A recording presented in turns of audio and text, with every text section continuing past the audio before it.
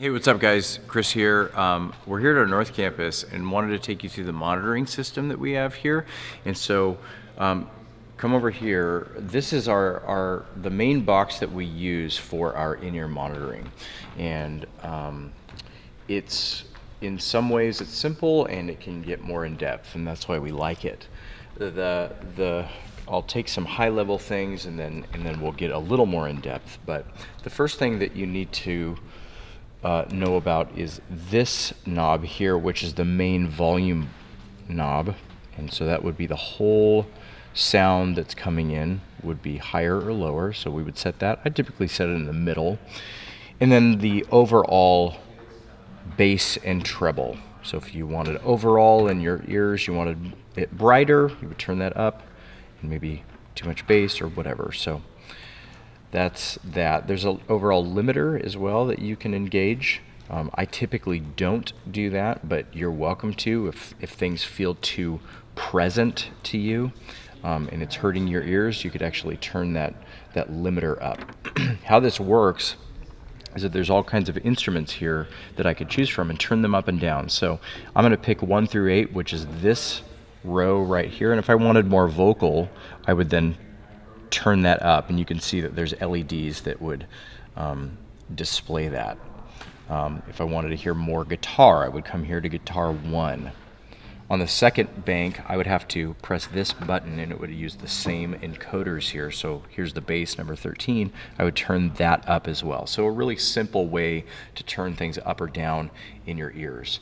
A couple things to note is that we have an ambient mic that says room here, number 7. And you might want to use that if things feel a little too isolated.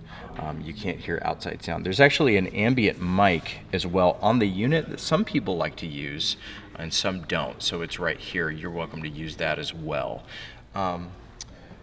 In a couple more detailed things that might make your sound a little more pleasing in your ears.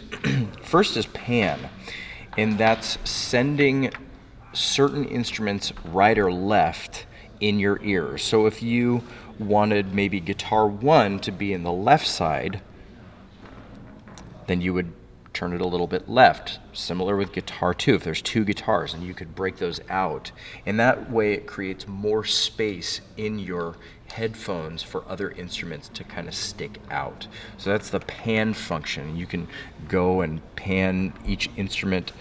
You can do it hard right, so that would be only in the right ear or just some in the right ear. Anyway, so that's panning. The second thing is the equalizer. This is what's called a 3-band equalizer, and it means that it's just affecting the low end, the middle frequencies, and then the high frequencies. So let's just pretend like there was too much, like my voice was too boomy. I would, in vocal 1, what I would do is press low gain, and then I would just turn that down a little bit, and then my voice wouldn't be as boomy. So I could press that again. Same thing if, let's say I wanted my guitar to be more present.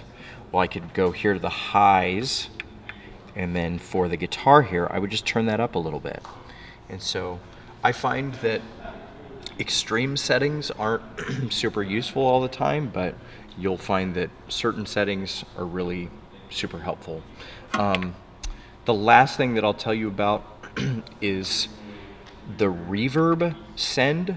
The first way to get reverb, and that's kind of like simulating a big, like you're in a big room or a cathedral.